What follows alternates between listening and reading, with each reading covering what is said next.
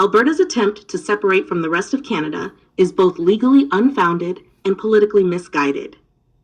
According to Section 38 of the Constitution Act, 1982, constitutional amendments require the consent of the provinces, explicitly stating that an amendment to the Constitution of Canada may be made only by the enactment of an Act of the Parliament of Canada and the adoption of resolutions by the legislatures of the provinces.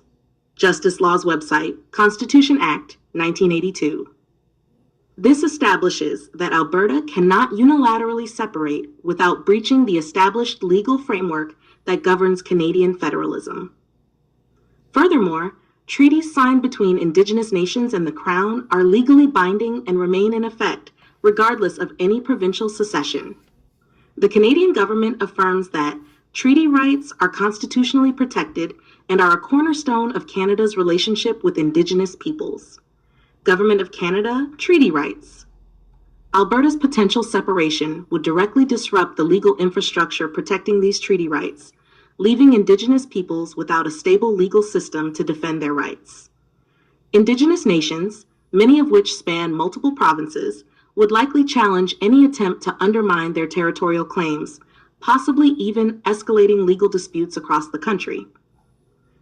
In addition, the Delgamuukw v. British Columbia case, 1997, recognized the rights of Indigenous nations to their traditional lands, stating that Aboriginal title is not just a right to the land, but a right to use it for purposes of traditional activities.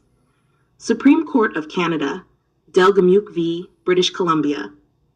If Indigenous populations were to reclaim their historical territories, it would significantly alter the political and economic landscape of Canada, particularly in Alberta, where natural resources like oil and gas are key to the provincial economy.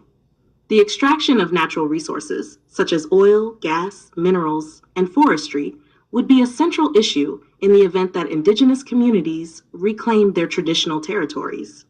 Natural Resources Canada explains that Indigenous communities are increasingly asserting their rights to participate in the management and benefit from the resources found on their traditional lands. Natural Resources Canada, Indigenous Engagement. Given the vast resource wealth in Alberta, such a shift would challenge the status quo.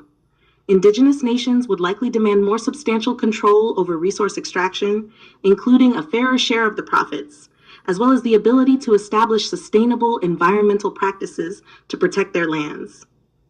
Additionally, reclaiming fisheries and forestry resources could result in significant changes to industry practices.